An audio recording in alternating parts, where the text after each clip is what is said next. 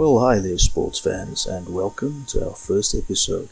I'm hoping you enjoy what you see, and I'm hoping you hit that sub button and you come back again. Best of the Brazilians, episode 1. First up, we meet Nelson Piquet, an arrogant playboy or a gifted genius. Piquet wasn't everybody's cup of tea. From assaulting competitors mid-race, Google it, Piquet versus Salazar, 1982, to winning multiple championships. Piquet had a reputation for being fast, but he was also known for being lazy. It just seemed to happen for this guy, and of course many who had to work hard for the same opportunities resented that. He famously said that driving in Monaco, the legendary Monaco, was like riding a bicycle around your living room. Well, that might take a bit of practice. In 2012, decades after his retirement, he revealed that after the terrible crash he had at Imola in I think 1987, "Oh Imola, how much you have cost us, and still we love you so." He lost nearly 80% of his depth perception and still kept racing until 1991, winning 6 more races. Wow. 20% depth perception. That's deep, man. Or not. Okay. Anyway. He is, without any doubt, one of the all-time greats in Formula 1 history. He dragged Brabham to greatness, and if it wasn't for the horror crash that we just spoke about, that seemed intent to ruin the rest of his career, he could have been even better. Piquet or Senna? Best of the Brazilians, let the goat-off begin.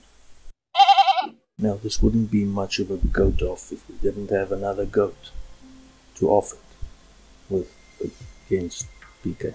Okay, didn't come out right, but okay. Ayrton Senna. Now, firstly, as a kid, one of my first memories of F1 was Monaco 1992. I was like 10 years old. I'd watched a few races before. I knew Senna and Prost were amazing.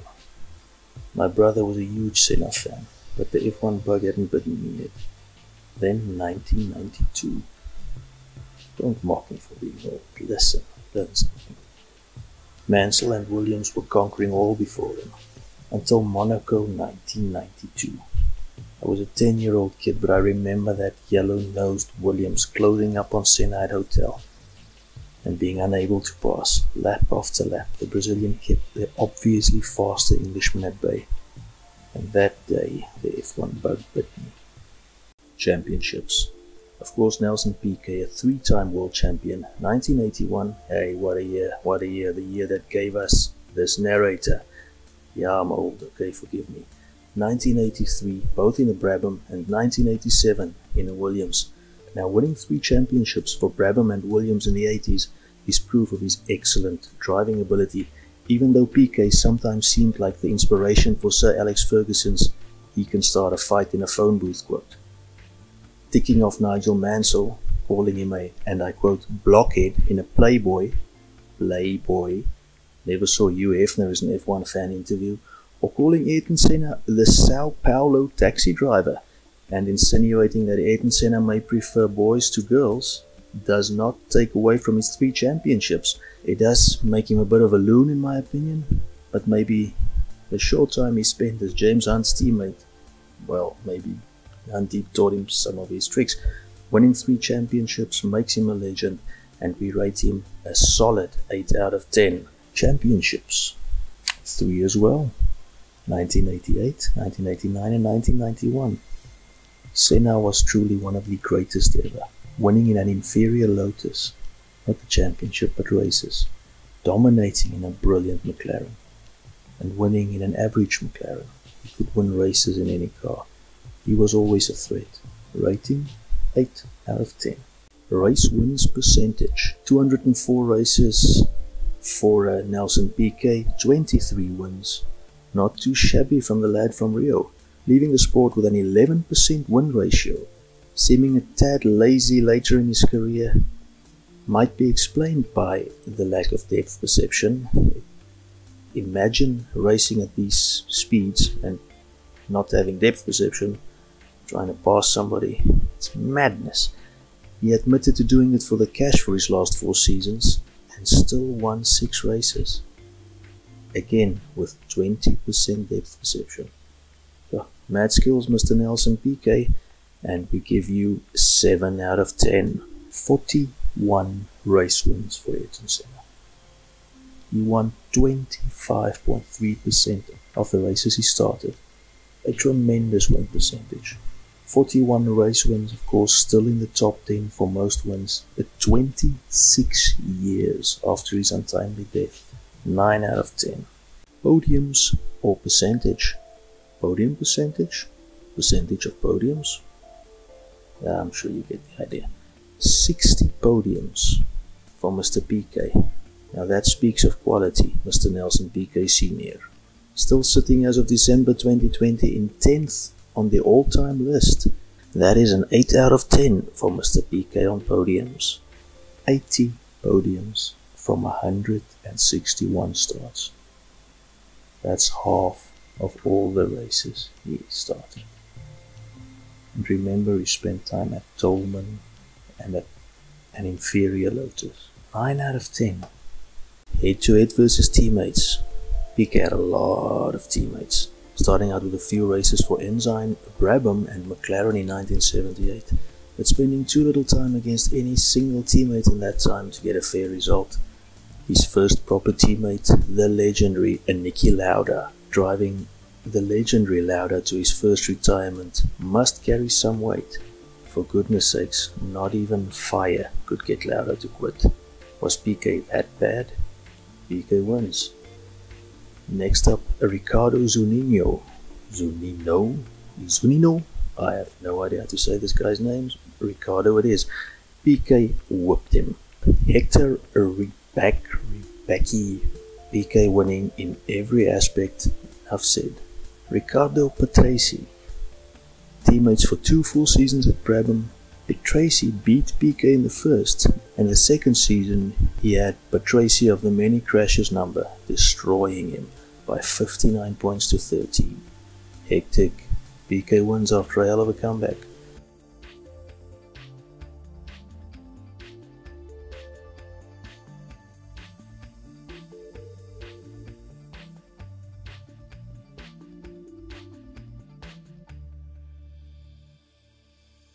Nigel Mansell, the mighty mustache himself.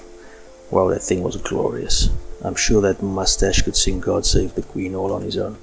But either way, a couple of seasons together, Nige winning the first. The second season, our boy was back though, coming back like a Rocky, 76 points to 61. Did win the World Championship though, in the Williams. So our boy edges it. Just. He goes to Lotus, replaces Ayrton Senna, joins Satoru Nakajima, and destroys the Japanese driver over 2 seasons. And he left for Benetton. Alessandro Nannini, Piquet won 26 to 21 on points. Roberto Moreno, solid driver, until some German kid got him kicked out of the team. Finally, some German kid, Michael Schumacher. Yep, that one. A disturbingly young and very long-jawed Shuey beat the legend on quali by 4 to 1. Piquet had 4.5 points to Schumacher's 4. 4.5? Yeah, old F1 was weird. Too few races to count though. Let's wrap this up. A tremendous amount of race winners and teammates, had to come back a few times, but proved a more than worthy opponent. Maybe Piquet could play Rocky. He did beat some big names, but he lost a few. Credible, but could be better. Rating a solid 7. First up, Johnny Cecotto. Let's just call him Johnny. A former Grand Prix motorcycle champion in multiple classes, failing to score a point, having broken both legs in a huge crash in qualifying for the British Grand Prix at Brands Hatch. At Lotus, Elio De Angelis would wait. De Angelis would of course know mug, but Senna started showing some signs of greatness. De Angelis won once that season but lost out to Senna by 38 points to 33, 2 wins to 1, 7 poles to 1. Here's a bit of a plot twist. Dumfries is now the 7th Marquess of Bute, the Earl of Dumfries. Well, he certainly is a more successful royal than he was an F1 driver. Give him his props. He won 1988's Le Mans 24 Hour. And of course Google just made me look stupid. And as an F1 driver, though, things didn't quite pan out. Next up, Satoru Nakajima. And it seems the only thing that he did deliver was that Honda engine. Senna of course would leave Lotus to McLaren, where he would join Alain Prost. 88 and 89, it would implode after 2 seasons, as no team in history could handle 2 such brilliant and driven individuals for any longer amount of time. Things got so bad that the two took each other out on the track a number of times. Head to head, Senna won 14, Prost 11. Senna smashed 26 poles. No, pole positions, not those poles. Prost got 4, that's not good. Senna got 6 fastest laps, Prost got 12, and Senna got 18 podiums to Prost's 25, each winning a Drivers' Championship, and in total Prost scored 163 points to Senna's 150. Now this is a draw if I've ever seen a draw. And Gerhard Berger would join McLaren. The lovable, good-humoured Austrian was Prost's replacement. Really good driver, but never Senna's equal, except possibly in pranks, but there's no trophy for that. Michael Andretti replaced the Ferrari-bound Berger, but the American with a big reputation, the massive Andretti name, and the really disappointing performance in Formula 1. 7 points for Andretti, 53 to Senna. 3 races left. Mika Hakkinen comes in, shows good pace. Far too few races to compare these two legends. Senna finally got the Williams drive, replacing champion Prost. Joining Damon Hill, the son of Graham, having too few races before Senna's tragic death at Imola. A world championship loss to Alain Prost, the only blemish on a near-perfect career. 9 out of 10 for consistency. I'm not going to read all of this. Putting it on your screen. See the wins per season, pretty solid. Points per season, had a few peak seasons, drifted off a bit, came back solidly. Podiums per season, well, peaked that season, of course. He had the big crash, solid towards the end. Retirements, he had 91 retirements. 44% of races that he started, he retired. Sad to say it, but consistency seems to have been a bit of an Achilles heel for the 3 times world champion. A lot of retirements. When he finished, he did so very well though. 7 out of 10 for consistency. Points per season, oh, he had some good ones. He's very consistent. Podiums per season, dominant. Retirements, wow, 40%. 65 retirements for Ayrton Senna. Wow, these cars broke a lot back then, eh? 10 out of 10. Qualifying. 24 poles at an average of 11.6% of the races he competed in. That is magnificent. Good job. Rating 7 out of 10 for qualifying.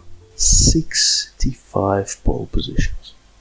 It's 40% of all races he started. That's it. 10 out of 10.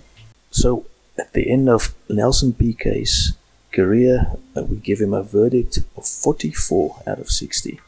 So now the verdict on Ayrton Senna, 55 points out of 60. So Ayrton Senna wins our first go-off. The best of the Brazilians has been decided, and it is Ayrton Senna beating Nelson Piquet. Well, I'm guessing most of you saw that coming, but I'm hoping that you enjoyed our video. Please hit that sub button, pop us a comment in the comment section, watch our new videos as they come out. Thank you for watching. God bless. Goodbye.